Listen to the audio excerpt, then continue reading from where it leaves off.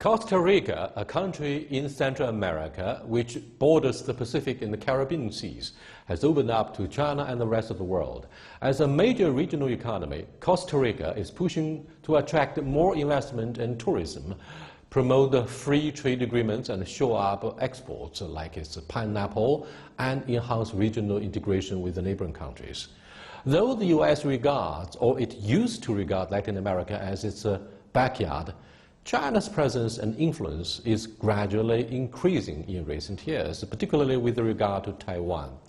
So far, what are the achievements and challenges to investment and trade between China and Costa Rica? What's the deal with China's rising presence in Latin America? To know more about Costa Rica and answer these questions, I'm very happy to be joined here by His Excellency Mr. Alexander Mora, the Minister of Foreign Trade of the Republic of Costa Rica. That's our topic. This is Dialogue. I'm Yang Ray. 10 years after China and Costa Rica established diplomatic relations, bilateral cooperation has transformed into tangible projects. A 35,000-seat national stadium, wholly financed by China to the tune of $100 million, was put into use in 2011. It is the first modern sports and event arena to be built in Central America. And the free trade agreement signed between the two countries in 2011 striking trade links. Various Costa Rican products such as pork, chicken, coffee, and dairy have made their way to tens of thousands of Chinese dining tables. Costa Rican exports have doubled over the past decade, making China its second largest trading nation. Deepened ties were backed by close interactions between the two countries' leaders. In 2013, President Xi Jinping took Costa Rica as an important stop during his first visit to Latin America. In 2015, Costa Rican President Luis Guillermo Solís visited China, and both parties agreed to establish a strategic partnership. Welcome to Dialogue, Your Excellency. A couple of months back, we established diplomatic relations with Panama. 10 years ago, you severed ties with Taipei. And more small countries like Costa Rica, small in size, but your country is beautiful, came to realize that China's importance is growing and you should have a good relationship with our country. So what do you make of this event? Well, today we are celebrating in an event here in Beijing the 10th anniversary of the establishment of our relationships. In a multipolar world like the one we're living now, definitely China is a major force. So small countries have to find a way to interact and to be part of this global world. And the only way for that is to have the capacity to work hand in hand with the major forces.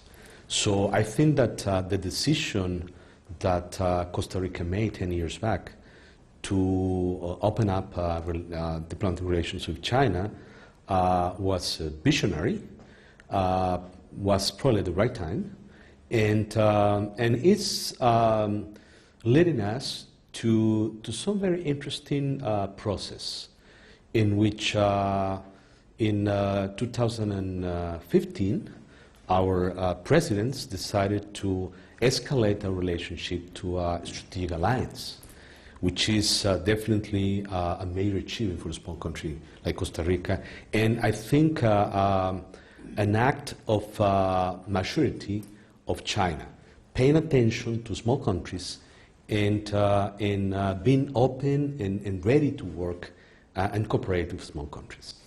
Central America always carries a unique appeal to millions of Chinese who are potentially, tourists and travelers. But my question is, not all of the countries may welcome our tourists because of political reasons. For example, Nicaragua still maintains official ties with Taipei. Is it an issue between Panama, Costa Rica, and Panama to deal with the Chinese travelers or the Chinese government? We are very curious as to the diversity of your policy options. Let's see. Chinese migrants came to Costa Rica first in 1855. So for over 170 years, Chinese people have been living in Costa Rica. About 2% of Costa Rican population are Chinese descent. That is amazing. We don't realize no, there's you such don't a big realize. percentage of Chinese. Exactly. Chinese population in Costa Rica has been, of course, mixing with the local culture, and most of the Chinese population in Costa Rica live in the capital city and in the two main port cities. We have a number of very prominent Chinese descent Costa Ricans, including astronauts that have been in the NASA program in the US. In fact, the first Latin American astronaut is a Costa Rican Chinese. We must tell the Chinese viewers that we are so proud of their success. Yes, and that is information that is not probably well known in China. That's why we bring you here to our program. Well, thank you, and I appreciate the opportunity. Now, with respect to recent years and the waves of tourism, as you know, Costa Rica is a country that is leading in one specific category, that is adventure. The tourism related to the adventure activities. We are number 1 or number 2 in all the rankings. So we're receiving a growing number of tourists. And of course, we need to find ways to have a better connectivity, a better environment for Chinese tourists to visit our region. Now, one of the issues I think we're facing is the fact that it's a very long journey to travel down there. How many hours of time difference between our two countries? 14 hours. 14 hours. Yes. That Costa Rica is 14 hours. That's a long march. So I'm in the future now, because the rest of my people is 14 hours back. Well, but I think that for Chinese tourists, it is important that if you have the ability to do such a long journey, it is important for you probably to spend some time in the region. And it's not easy because of the political conditions and the lack of diplomatic relations. It is good, I think it's good for Costa Rica that Panama had made also the same decision that Costa Rica made. Costa Rica and Panama are very complementary economies and very friendly countries. We work together in all areas. We have a similar vision in many areas. And so that means that now Chinese tourists can probably visit the two countries, which is probably worth for the time. Wait a minute. What about the issue of regional integration between Panama and Costa Rica in terms of visa policy? Can we possibly hold one visa and then we travel freely between the two? Well, that is something that we are proposing. Because that would be very beneficial for the Chinese prospective tourists. There is a proposal that we are ready to present to the Panamanian government as soon as all the procedure between Panama and China is ready. Remember that Costa Rica also made a very visionary decision when established a diplomatic relation with China, and was the negotiation of two agreements. One is a bilateral investment protection agreement, and the other one is the free trade agreement. We have not only the diplomatic relations, but also all the economic relations have been upgraded with these two other agreements that are in force already and in place. And gradually, we're seeing results of that. In fact, the Chinese government in the mainland has been cautious to avoid having dollar diplomacy with Taipei, which is struggling very hard to maintain its international breathing space, with much of Central America being their traditional friends and maintaining official ties. Now, if you can, would you make some comments on Nicaragua? What surprised me about this country is not only the Iran counter scandal during the Reagan administration, but Mr. Daniel Ortega used to be a head of the guerrilla forces, and he is the leader of the left-wing government. He was elected into office, and he remains president of the country through election, of course. But do you think it's the caution of the mainland that still prevents this country from normalizing relationship with Beijing, or do you think it's, again, the traditional policy of dollar diplomacy by Taipei? What does that mean for us? We don't know. rationality of the diplomatic decisions in Central America. It's something that I think, in our view, each country must be responsible for making its own decision, and we fully respect what they decide.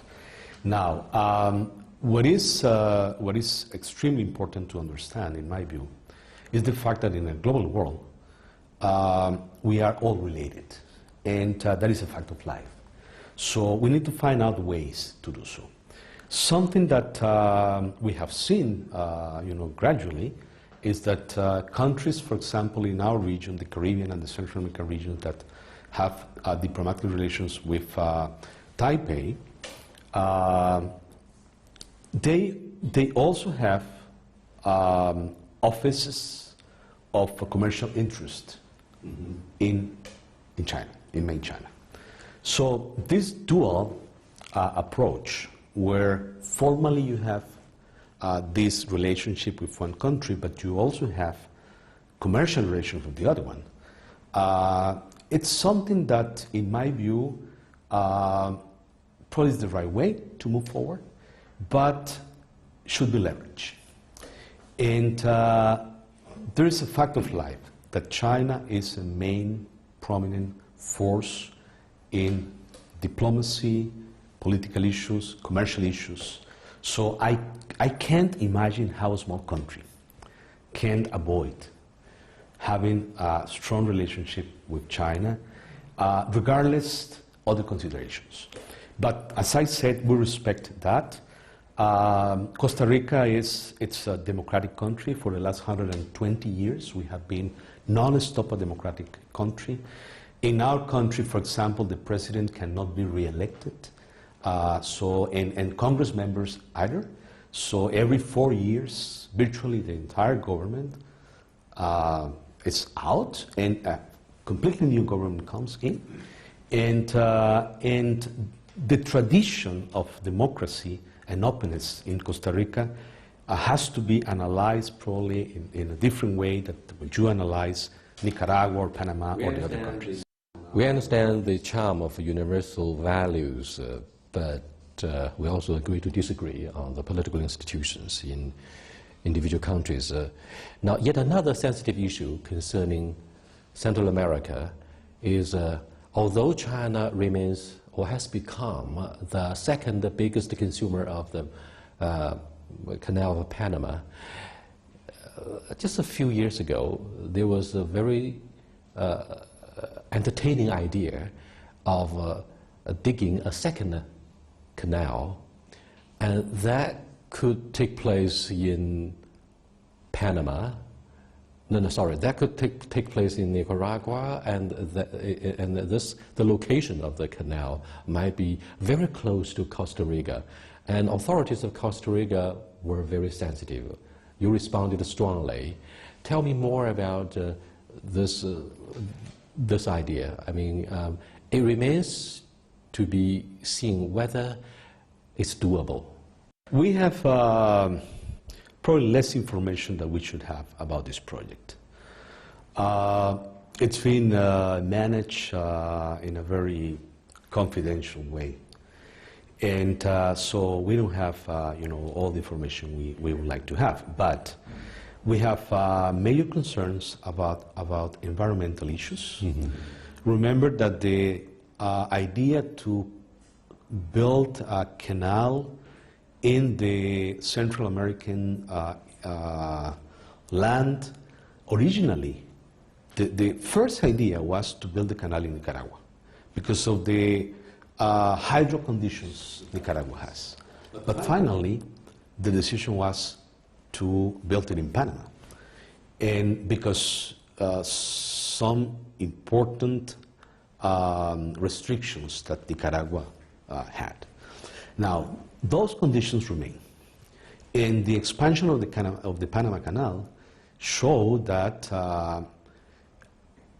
it was probably relatively easy to grow, to expand the Panama Canal than to build up a new canal, especially economically.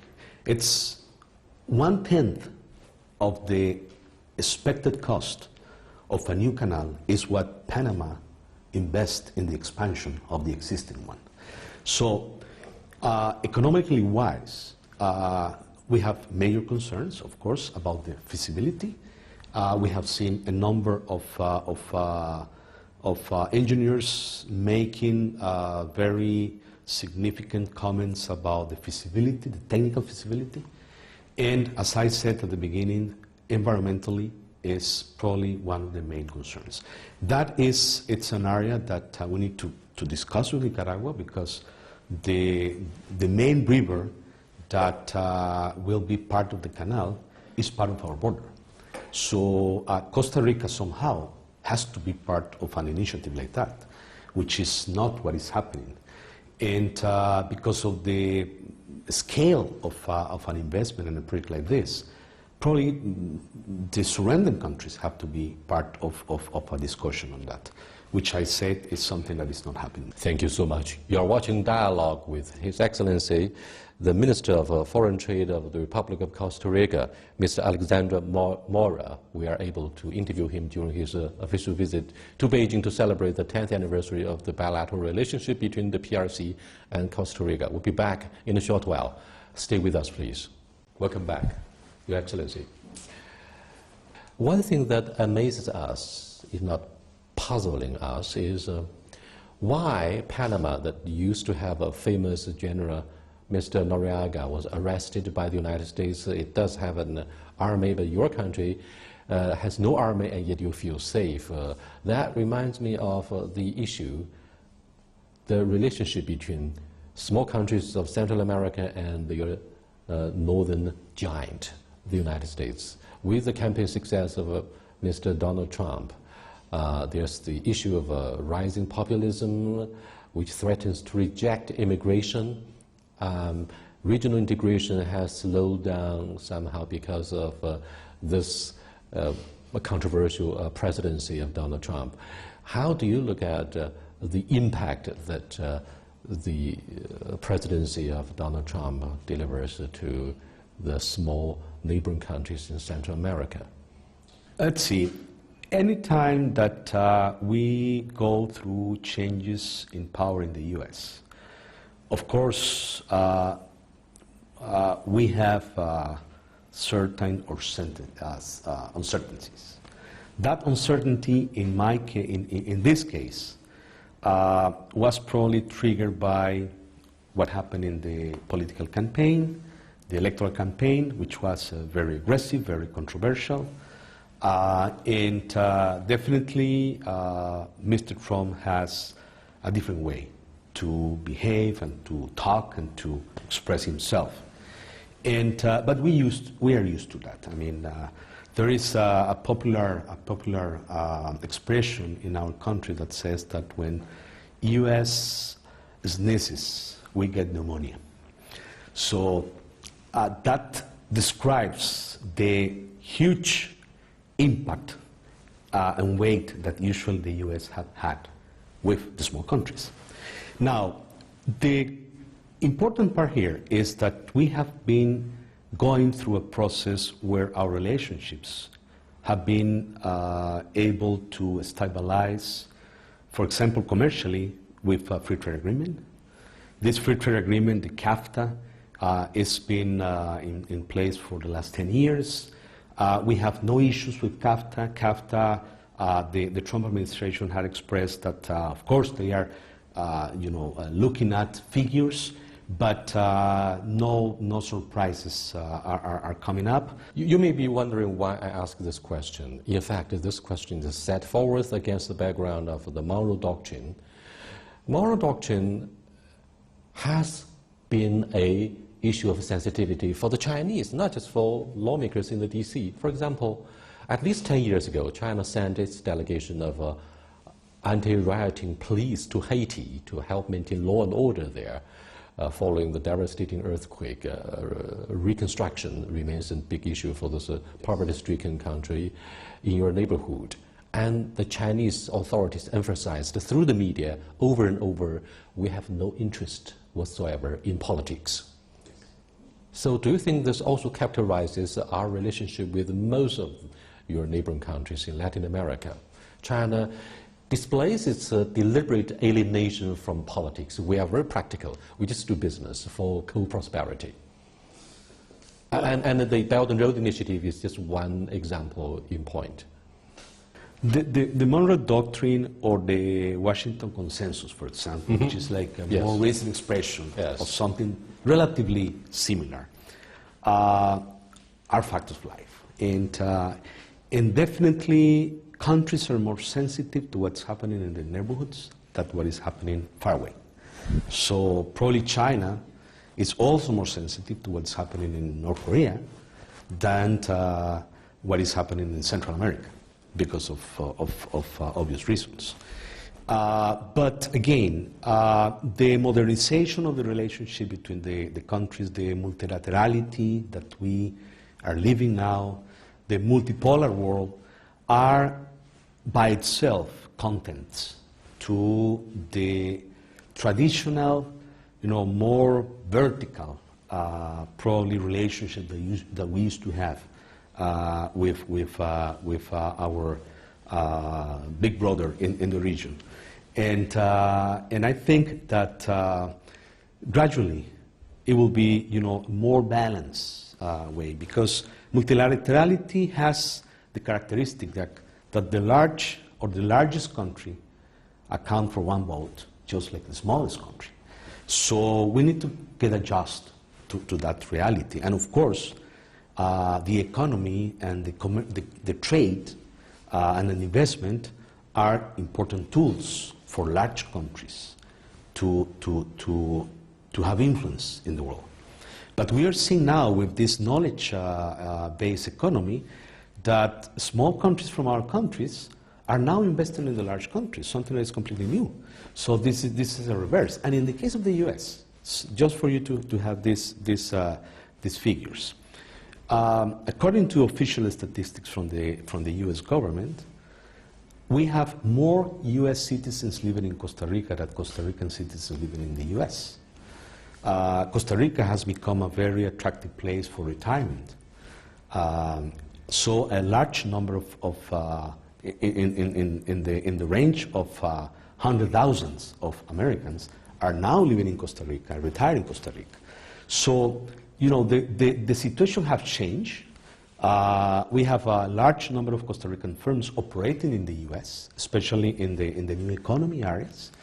And because of the way Costa Rica is developing, we are an accession country to the OECD, for example, and this has the support of the U.S. because, of course, U.S. is a very prominent member of the OECD organization. So, we work with them, they're helping us. We're working with the U.S. also to bring some of the OECD principles into the Central American by region. the way, with your visa policy to be improved, will it be easier for the Chinese to spend some time in retirement in Costa Rica? Whether we're going to enjoy a preferential policy in this regard? Well, that's very interesting. We have no discrimination at all. By constitution, we cannot discriminate. Our constitution prohibits any kind of discrimination. So investors, Chinese investors, American investors have exactly the same right, the same rights in front of Costa Rica's law. So the answer is yes. We are very happy that we're going to be entitled to the same treatment. Having said this, Fidel Castro and Hugo Chavez are two names that the Americans feel quite annoyed, and the two countries are the problem countries, so to speak. Yet the Organization of the Americas says officially that all member states must be taken seriously and as equals. The United States holds a different view. President Obama, who went to attend the summit meeting after he took office, said he is not happy about the membership of Cuba. Now, this shows the regional unity of a majority of the member states, as opposed to the Cold War attitude from the White House. What do you think of the discrepancy, the subtlety of the role that the Organization of Americas play in cementing the solidarity between the United States and the other member states? The historical position of Costa Rica has been quite clear that all member states, all countries should be members of the organization. But at the same time, Costa Rica has been very clear that all members have to comply with principles of the organization. So human rights, democracy, and some other Western principles and values are part of the principles of the organization. So it's true that there are not all countries yet, in equal conditions in the organization, but it is also true that the implementation of those principles is not equally spread across the countries. So I think that probably this is a discussion of a little bit in semantics, but at the very end there is substance at the bottom of the discussion. And I think that the organization is going now through a very, very challenging time with the issues in Venezuela, of course, the division that is being shown by the number of countries that are promoting some specific actions from the members, seeing what's going on in Venezuela, and other countries opposing that. So it's going to take time, but I think that at the end, a solution has to come. We hope the solution will be not very painful, especially for the populations of Venezuela in this case. And in the case of Cuba, it's not strange that the U.S. goes a little bit to the front and then a step a little bit back. It happens all the time. I mean, we live in a pendulum world. But there are trends that you cannot stop. Globalization is one of them. The full membership of all countries in the multilaterality is another one. So it's a matter of time for everyone to be just in the same trend and orientation. That's my view. I do appreciate your articulation on so many important issues. I did not just focus on the bilateral relations between Costa Rica and Beijing. I attempt to promote your image as the official voice of Central America in addressing regional issues. I hope you understand my concerns. But that brings us to the conclusion of this wonderful interview, one of the best I've ever done since I started to do the program 18 years ago. And I do appreciate your sophistication and wisdom. No, thank you very much, and all the best.